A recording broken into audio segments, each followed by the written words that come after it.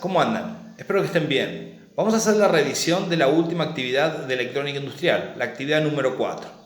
Al comienzo de esta actividad van a encontrar la revisión de la actividad anterior, la actividad número 3, en donde teníamos que dibujar 3 señales características, teniendo en cuenta los circuitos que habíamos trabajado. Habíamos encontrado, en el primer caso, la señal de entrada, una señal senoidal pura.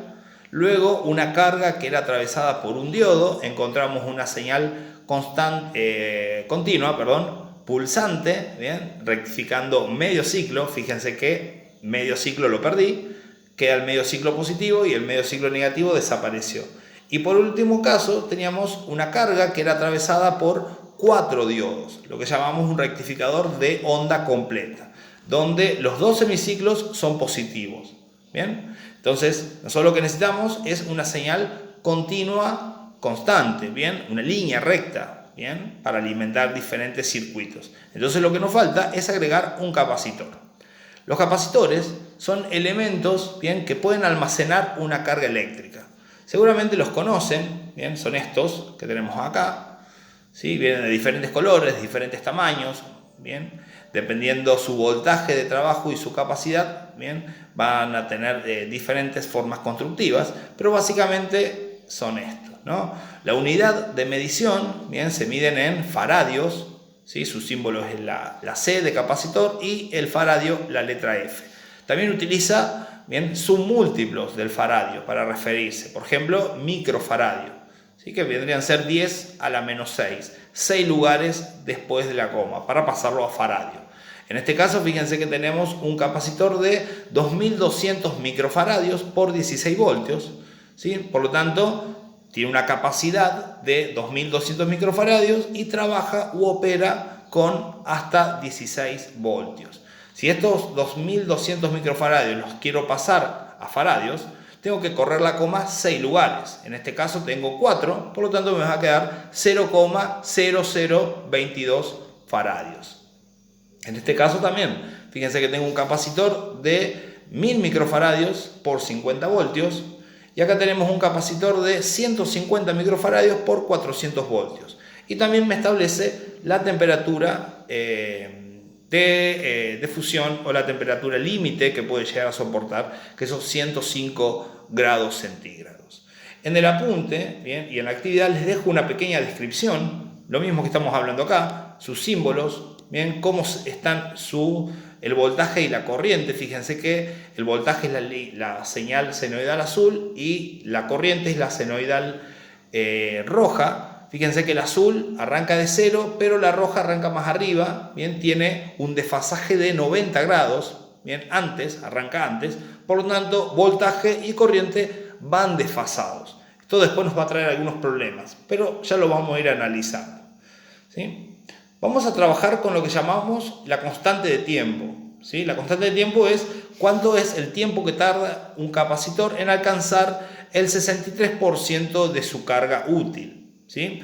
Esto lo dejamos bien en claro acá, fíjense. Bien, la constante de tiempo, T, es el tiempo necesario para que el condensador se cargue aproximadamente el 63% de la tensión de la fuente, ¿sí? Entonces, tenemos un ejemplo acá y vamos a trabajar, bien, con este ejemplo que tenemos acá, que tenemos una fuente, una batería, un conmutador de 3 puntos, una resistencia y un capacitor electrolítico. Bien, ojo que los capacitores electrolíticos tienen polaridad, por lo tanto tengo que conectar positivo con positivo, negativo con negativo. Si no, bueno, van a ver un poco de humo. La actividad es la siguiente, ¿bien? Analiza y dibuja el siguiente circuito, que ya lo estuvimos viendo, calcula el tiempo, ¿bien? De carga y de descarga. Bien, y lo podemos simular en la app y podemos dibujar las señales de carga y de descarga, bien, aproximadamente teniendo estos valores, ¿sí? Para calcularte la ecuación es muy simple, está en el manual. Bien, vamos a buscar el manual, seguramente lo tenemos por aquí, acá tenemos el manual, última página. Fíjense que tenemos la ecuación para calcular el tiempo de carga. T es el tiempo, se mide en segundos. 5 es una constante, R es la resistencia en ohm y C es el capacitor, bien, la capacidad del capacitor en faradios. Bien, entonces vamos a tener algo así, bien, una señal de carga, y una señal de descarga. Bien, por un lado tengo el voltaje, bien, fíjense que carga hasta un cierto punto, y acá tenemos el tiempo, cuánto tiempo tarda, bien, en cargar. Esa es la ecuación. Ahora bien, vamos a verlo en el simulador. Bien, bueno, lo que vamos a ver ahora es un poco cómo trabaja estos capacitores. Acá estamos en Liveweb, bien, para Windows. Bien, podemos utilizar también la aplicación que estamos utilizando para simularlo. Hay algunos y algunos que lo han hecho ahí, anda muy bien. Bien, yo lo voy a simular acá en la computadora porque me es un poco más cómodo, bien, y tengo un poquito más variables para trabajar. Ahí pusimos el osciloscopio, bien, y vamos a ver. El voltaje es una fuente de 9 voltios, bien, y vamos a simular qué es lo que ocurre. Bien, el capacitor en este caso, si no me equivoco, es un capacitor de 100 microfaradios y tiene una resistencia de 10 kilo ohm, vendría a ser 10.000 ohm. ¿Sí? Esto, recuerden que el capacitor, cuanto más resistencia tenga, bien, menos corriente le va a entrar, por lo tanto se va a cargar más lento. Cuanto menos resistencia tenga, bien, los electrones y las cargas eléctricas van a pasar mucho más rápido. Fíjense que ahí ya lo estamos viendo cómo trabaja, en este caso está cargado, bien, y vamos a apretar el interruptor y fíjense cómo se descargó. Aproximadamente está tardando, bien, unos, bueno, ahí tenemos 2, 4, se mantuvo en 4, aproximadamente 4 segundos. ¿Sí? Lo podemos calcular, fíjense que ahora le vamos a agregar, lo vamos a hacer un poco más grande el capacitor, le vamos a poner un capacitor de 1000 microfaradios y fíjense que, bueno, tarda mucho más en alcanzar esos casi 9 voltios. Recuerden que estamos calculando el 63% de la carga, entonces un poquito menos de 9. Entonces fíjense que también la descarga se hace mucho más lenta. ¿Por qué? Porque es un capacitor más grande. ¿Sí?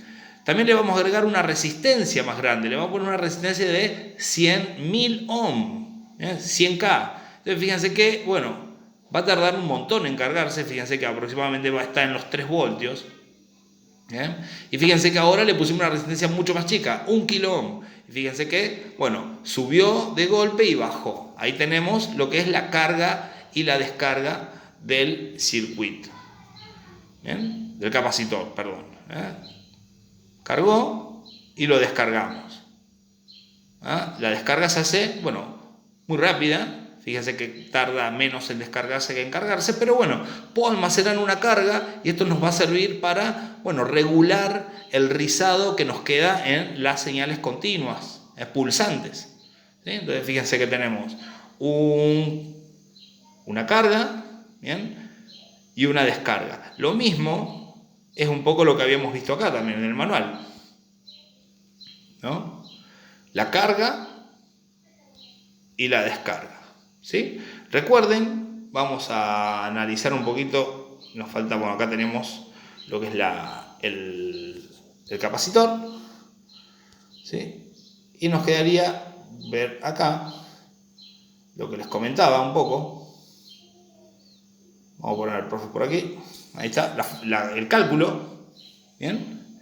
Tenemos T igual a 5 por R por C, T en segundos, 5 es una constante, R en ohm y C en faradios. ¿Sí? Entonces, acá abajo tenemos un poco cómo pasar estos valores, ¿bien? Porque muchas veces las resistencias están en kilo ohm y los capacitores van a estar en microfaradios. Entonces tenemos 1 kilo ohm, 1000 ohm, 1 microfaradio son 10 a la menos 6. Ese menos 6 es un submúltiplo, ¿bien? Está arriba, una exponencial.